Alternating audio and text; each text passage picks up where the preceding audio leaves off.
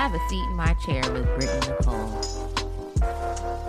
This show is about unlocking the vault on all things hair, from texture, lifestyle, and the psychological effects that we go through from day to day dealing with our hair. Make sure to like and subscribe. Hey guys, welcome back to the Have a Seat in My Chair with Brittany Nicole podcast. I'm back with episode 4 and I'm super excited. It's been a long time coming, and it's been a couple of weeks since I recorded this last podcast. I was feeling a little discouraged, not because I didn't want to do it, but just because, life was becoming quite cumbersome.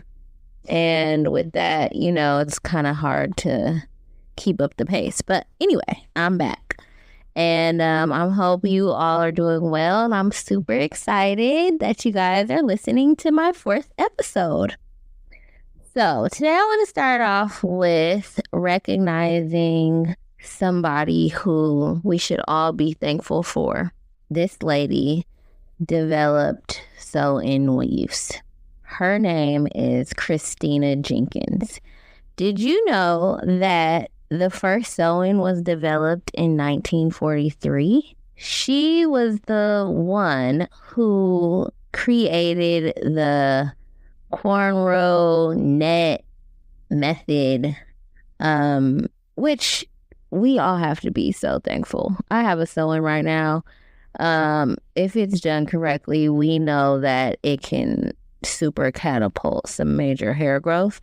But also just making our lives a little bit easier, giving us new styles. She actually got a patent in 1951 for creating this method. She actually graduated college in 1943, and she started working for a wig manufacturer right after that.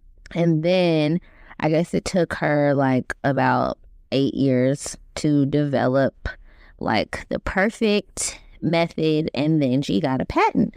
So I didn't know that sew-ins came out so long ago, but we are thankful. I'm thankful. And I just wanted to let you guys know about the person who has changed the game for the black hair industry. And quite frankly, I think a whole lot of people were inspired by this method as well, and a whole bunch of other cool things emerged from it. Now, moving on, who had really cute hair this week? This week, I was on Instagram, and I haven't really been moved by any cool hair. Usually the people who inspire me just hasn't really done anything this last couple of weeks. Nothing really sticks out to me or inspires me or anything like that. Sorry, my dogs bark all the time. And, I'm not in a real studio, so I'm doing my best. But, hey, I'm going to grind it out right now, and then maybe we'll get an upgrade. So that would be amazing. But anyway, nobody's hair really stood out to me like that. I noticed, wigs are still in, unfortunately. We have people going with the blonde trend, which is cool, which I really don't mind as long as it's done in a healthy way. And what else? Oh, bobs are super coming back. I love a good bob. Everybody should have one time in life. It can be life-changing, and it's super one of those styles where you can really create a vibe with your whole look if you have a bob, especially, the super short ones that are chin length, or a jet black bob is cool. I kind of like bobs that are just one color. I don't really love bobs with a whole bunch of highlights in them, but if they're subtle, you could pull it off. And if you have a look and a vibe, you could definitely pull off a bob. So If you haven't had a bob, I would consider one. They're a classic and they never go out of style. Just don't curl them too tight because then you'll be looking like a grandma. So now I kind of want to talk about something that has sort of been on my mind. I have a lot of clients who are always like, Brittany, I want to try something new. What about this? What about that? And it's like, that's fine and dandy and stuff. But like, my biggest question that I ask is, are we going to abandon everything we've been working for just for you to have this style?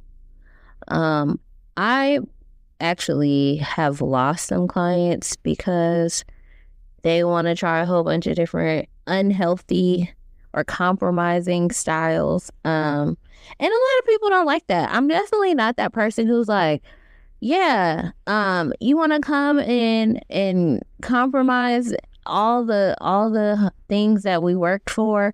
Sure. You know, I'm not that girl. Like, my job is not all about money to me. And I think people think like this is like a freaking ice cream parlor or something where like one day you want cookies and cream, the next day you want like strawberry ice cream, then you want a waffle cone, then you want to be, you know, get sorbet and like all that. I'm not that hairstylist. My clients know, like, if you have a goal, I'm trying to get you there. Most of the time there is something that you guys are unhappy with when you go to the salon, and most of the time it's, my hair never has been long, my hair is not thick, and I don't have any edges. Those are probably the top 3 things I hear all the time. So why sit in my chair? Why sit in my chair and then be like, well, I want to get some super tight braids for like the whole entire summer, and then put all these super strenuous styles in the braids on top of that? Or you don't research even who's putting the stuff in your head. Then you want to come back and be like, oh, I don't know, my edges just feel so thin. Or I know that girl ripped it out last time, but they were so neat. Or just, it's cool. We just gone like, what about this oil? I've been seeing this girl with these little drops on TikTok, and everybody's hair has been growing. Do you think I should try it? I'm like, that's cool, you can try it, but have you ever tried taking care of your hair at all? I'm sure a little bit will go a long way regardless. But like, it's just astounding to me how much we all complain about what we don't have, and then go turn around and do the thing that's gonna compromise you the most. I just, like, for the life of me, I just cannot understand it. Also, the weave thing. Like, I love sewing. I get liking to protect your hair. I'm all for them. I do extensions, but there are some things that it's like either, you know, they're working or they're not working. I had a client, we tried tape a couple of times. I didn't love it. Like, I started noticing, like, you know, no matter how carefully you take them out,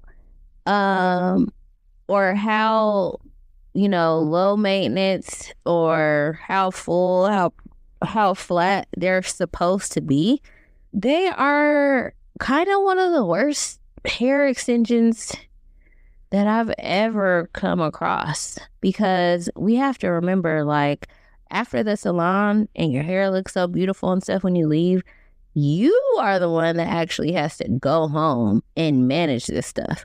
You're only seeing your stylist like once or twice a month. And if you go home and you're trying to wash it and manipulate it and put curls in it and wear it up and try to do this and do that or do whatever you saw on TikTok, you have to remember that whatever wear and tear you put on that is probably going to show when it's time to take it out? Or what about when the whole entire tape falls out altogether? That means the hair sandwich in between is coming out. And like, I've seen that enough times for me out of the handful of people that I've seen get it, plus a whole bunch of people that I've worked with throughout the years or whatever. They do it. Same problem happens. And it's also not the best option, I think, for people who have curly hair or textured hair, because when it grows out, how are you going to blend it and make it look smooth without super killing the hair or putting so much tension on it to stretch it out? I just don't feel like that's like the safest thing. And with that being said, I don't offer it anymore because I cannot guarantee that when you go home with that I'm upholding my end of the bargain ethically to be like, I know that I'm doing the right thing for your hair. I know that we are protecting it. And I just feel like if I see damage happening, I'm not going to just be like, oh, these tape ends cost $1,200. I'm just going to keep doing them because I need the money or because it's expensive or it's a really good service, when I know it's a freaking headache taking them out. Your hair is super compromised and it's putting too much wear and tear on your hair. So I think that everybody should be involved when you are trying to try new styles. I know a lot of people get upset when it's like, no, you can't get that. And I say no all the time. And people don't really like it. But guess what? I have to have a code of ethics when I work. I'm just not that hairstylist that's like anything goes, whatever you want to do. But I've been noticing though, like, I think people are opting out of taking care of their hair so they could stay like up to date with the trends, or some people just hate the hair they have on their head. They're trying to be something that they're not or whatever. Like, I'm a hairstylist. I get having your hair combed and wanting your hair done. But when it's just not realistic anymore, and when it just isn't going to work, or when you're not going to end up with or yield the result that you're trying to get just so that you can have a new trendy style, is like really concerning to me. On top of like the kids are getting younger and younger and younger, wanting all this stuff. Like, I don't even really believe in putting any type of extensions in somebody's head that's like younger than 16 years old. I don't even like 16 because I feel like it's just too expensive, and kids really don't understand the value of really good extensions or how much they cost in general. But I think like it's the beginning of, you know, breaking down that psyche of, you know, we have to do something that's trending or popular to make you feel more comfortable in society, where really ultimately we all just want hair. And you want to be able to like take this stuff off and look in the mirror and have something left. And I just wonder, like, are we going too far with wanting all of these things and idolizing these celebrities and influencers about what they look like after they've been chopped and screwed and edited all over the internet? You know, like, would it be so wrong to actually wear your own hair? Or would it be so wrong to see that these styles are compromising your hair and then maybe stop? Would it be so wrong to just be you? Has the goal disappeared into a dream? I don't know. More and more every day, it's getting harder to convince people to just deal with what they have and work on what they have. A lot of times you can't even really work on the problem if you have all these other things going on with your hair.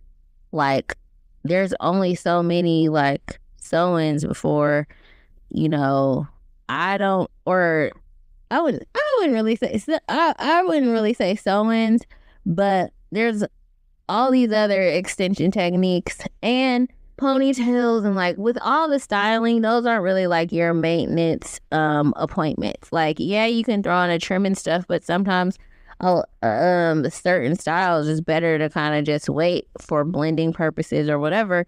So if you keep getting style after style after style and not taking any breaks, it's kind of hard to like let your scalp rest and address certain issues and kind of see how your hair does if you keep pulling on it and making certain things too heavy.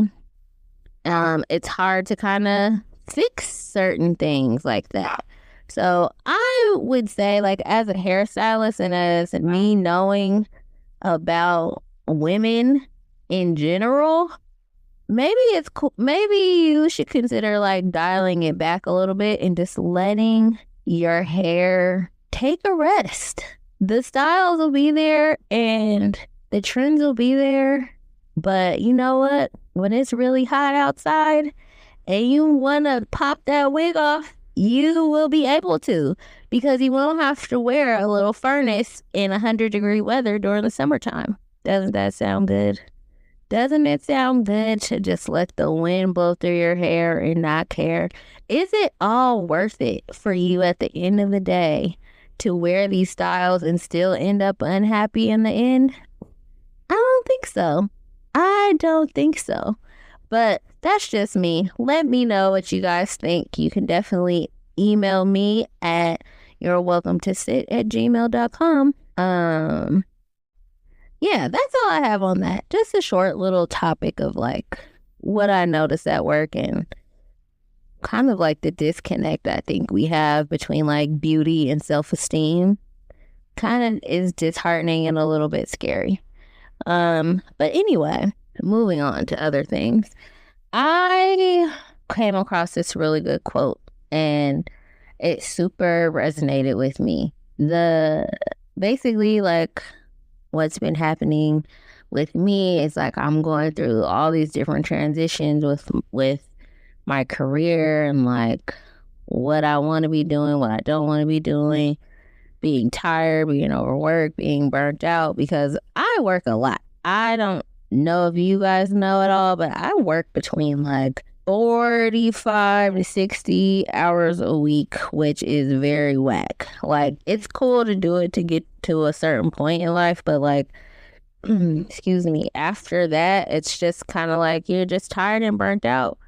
And you have to kind of like pivot into something else. But pivoting and transitioning can be very, very uncomfortable, and it's super uncomfortable for me because I'm always like a woman with a plan. So I've kind of been trying to plan ahead of the plan, if that makes any sense, so that I can jump ahead of my anxiety and just kind of like slowly put things in motion, i.e. like starting this podcast while I'm still currently working all those hours, because I know that one day I am not going to be able to be working the way that I'm working. Also just, recognizing that this is scary. This is a very scary move that I'm working on making. So I kind of rely on motivational quotes and books and people and things to kind of keep me going, because I don't have a lot of that. And, just keeping a very strong head and a strong mind is really important to me. So when I was feeling over the last couple of weeks kind of like, oh no, like I'm tired, I don't really feel like doing this, what am I going to do? And like, is people going to like it, or what are they going to think? And blah, blah, blah, blah, blah. I'm like just getting in my own head and basically like talking myself out of it. I was just like, okay, I need to reel it back. So I came across this quote and it goes like this. This quote actually is from Harriet Tubman, by the way. So she says, every great dream begins with a dreamer. always remember you have within you the strength, the patience, and passion to reach for the stars to change the world. I don't know about you guys, but I know like most people that I know have this little voice in the back of their head wishing they were doing something else, or wishing they had the courage to shake it up, or wishing they could quit their job. And I'm definitely one of those people too. And so this is exciting to me because it's like the first step in kind of like changing things. I definitely see like this big gaping hole in the hair care sector of the industry. And I would like to be a part of kind of not necessarily like changing it, but like helping reset our minds to get back on track of the bigger goal of things. I think, you know, when you see how things are shifting with like professionalism and within the service industry, like it's getting kind of scary. We love technology, but I think people are using it to be lazy. And I do believe in sort of like a personal touch, which kind of does me a disservice. Like I do not do online booking.